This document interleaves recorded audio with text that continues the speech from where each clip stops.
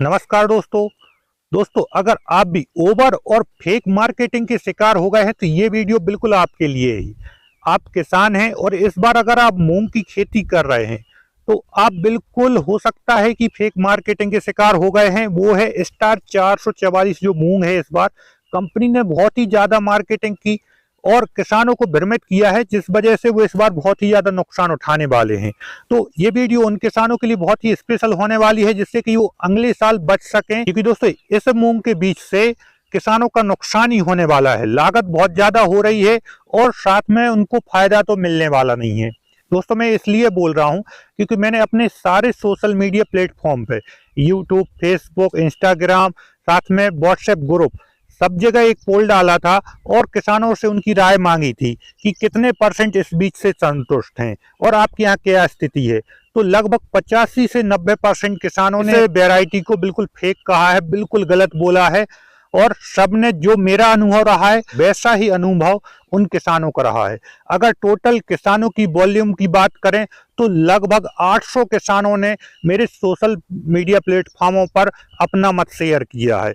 और दोस्तों इस टाइप की वीडियो बनाने का मेरा बिल्कुल भी उद्देश्य नहीं रहता है, लेकिन कुछ किसान जो मुझसे पर्सनली जुड़े रहते हैं, लगभग 50 किसानों ने मुझसे बोला है हम लोगों को रिप्रेजेंट करते हैं तो ऐसी कंपनियों को एक्सपोज जरूर कीजिए। तो 800 किसान कम नहीं होते हैं दोस्तों, क्योंकि ये जो बीज है बिल्कुल भी ग्रोथ नहीं ले रहा है। अगर आप यहाँ पर देखें तो आज 25 अप्रैल है और इसकी बोनी मैंने 17 मार्च को की थी। तो यहाँ पर दोस्तों 38 दिन फसल को हो चुके हैं और आप यहाँ पर देख सकते हैं अभी फूल तो दिख ही नहीं रहा है, कहीं नामो निशान भी नहीं है।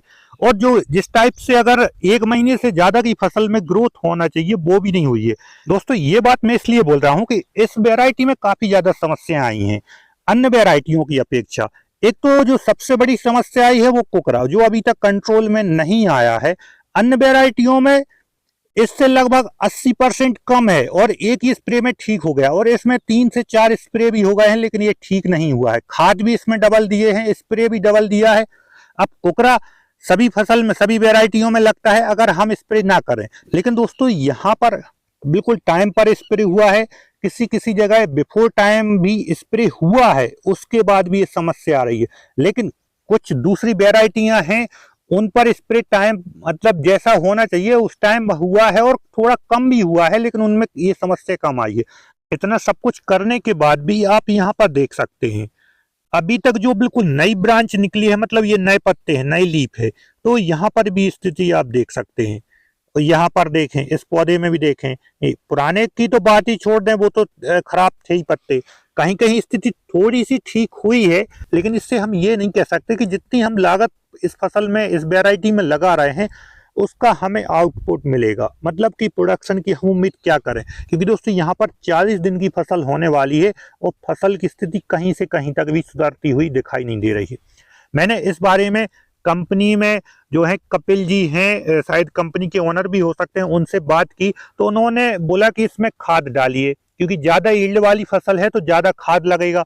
मैं उनकी बात से एग्री कर गया और मैंने डाला भी। उन्होंने मुझे खाद क्या सजेस्ट किया कि यहाँ पर आप यूरिया डालिए। तो यूरिया का मैं पर्सनली उतना ज्यादा उपयोग मूंग की फसल में नहीं समझता हूं, क्योंकि मैं भी पिछले 5-6 साल से मूंग की खेती कर रहा हूं। मैंने अभी तक यूरिया का उपयोग मूंग की फसल में नहीं किया है, और लेकिन उसके बाद भी मैंने बहुत अच्छा उत्पादन लिया है। साथ में उन्होंने यहाँ पर 12 से 13 किलो पोटाश और 2 किलो सल्फर का इस्तेमाल बताया मुझे। तो वो तो एक ठीक है, समझ में आता है। उनके कहने पर मैंने यूरिया, सल्फर और पोटाश तीनों चीजों का छिड़काव करवा के अभी पानी दिया है, तो उससे भी मुझे उतनी खास स्थिति सुधरती हुई नहीं दिखाई दे रही है। अगर आप कहेंगे कि उनका नंबर आप लोगों को चाहिए और आप लोगों को बात करना है तो आप कमेंट करें, मैं आप लोगों को जरूर उनका नंबर शेयर करूंगा, क्योंकि जो भी आपका मत है वो आप डायरेक्ट कंपनी के ओनर से शेयर कर सकें और अपनी जो भी समस्याएं हैं वो आप उनको बता सकें। अगर आप फसल अच्छी है तो आप वो भी उनको बताना, और आपकी फसल खराब है तो आप वो भी बताना। तो आप कमेंट ज्यादा से ज्यादा करें इस वीडियो पे। तो दोस्तों उन्होंने कहा कि ज्यादा यील्ड वाली है फसल, ऐसी टाइप की मार्केटिंग की है। तो दोस्तों इस स्थिति में हम इस वैरायटी से क्या उम्मीद कर सकते हैं कि कैसे ज्यादा उत्पादन देगी। अगर 3 से 4 क्विंटल ही उत्पादन दे दे तो ही अच्छा है, कम से कम किसानों की लागत तो वसूल हो जाएगी। लेकिन यहाँ पर फसल की स्थिति देखते हुए बिल्कुल भी नहीं लग रहा है कि ये 3 क्विंटल भी उत्पादन दे पाएगी।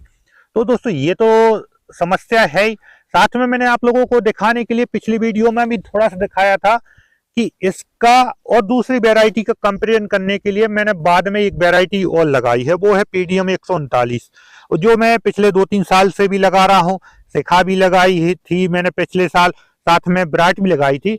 अगर उनका उत्पादन 5 से 6 क्विंटल भी आया है, लेकिन उनमें लागत बहुत कम है।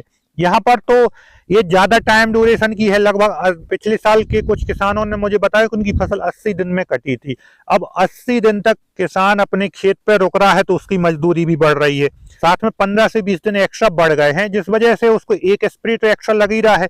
लेकिन इसमें जो कमजोरी है और समस्या आई है उसकी वजह से एक स्प्रे और ज्यादा एक्स्ट्रा लग रहा है, तो वो लागत अलग है।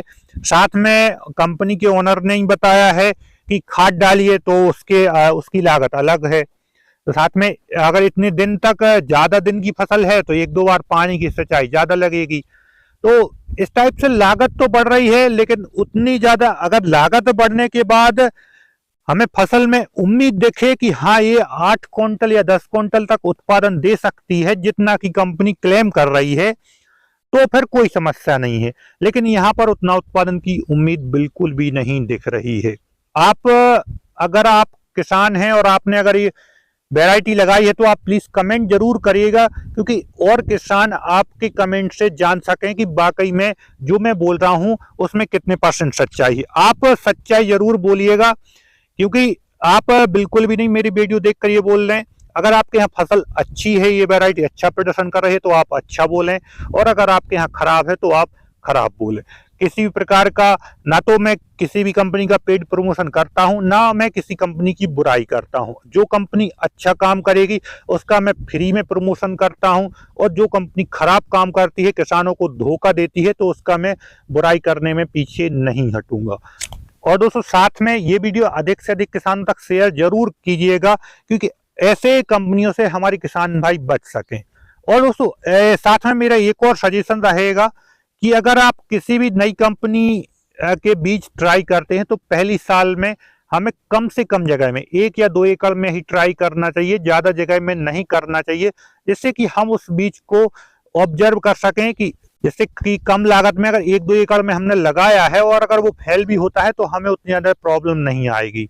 बाकी जो बीज हम पहले से लगाते जा रहे हैं उनको हम रिपीट करते जाएं, और अगर आगे कोई 2 एकड़ में हमने लगाया और अगर वो अच्छा उत्पादन दिया है तो हम उसको अगली साल बिल्कुल हम ज्यादा जगह में लगाएं, कोई प्रॉब्लम नहीं है। तो इस बार तो ये गलती मुझसे भी हो गई है, क्योंकि मैंने एक साथ ज्यादा जगह में स्टार्ट 444 बीज लगा दिया। तो ठीक है दोस्तों, हो जाती है गलती तो इंसानों ही से होती है। तो अब लेकिन आगे जाके हम अपनी गलती से जरूर सीखेंगे। तो दोस्तों उम्मीद करता हूँ एक छोटी सी इन्फॉर्मेशन आपको काफी पसंद आएगी, जानकारी पसंद आए तो वीडियो को लाइक जरूर करें। किसी भी प्रकार के क्वेश्चन हो तो आप कमेंट कर सकते हैं, और आपने अभी तक आपके अपने चैनल भर रहे ग्रुपों को सब्सक्राइब किया, सब्सक्राइब जरूर कर लें। बाकी वीडियो देखने के लिए बहुत बहुत धन्यवाद।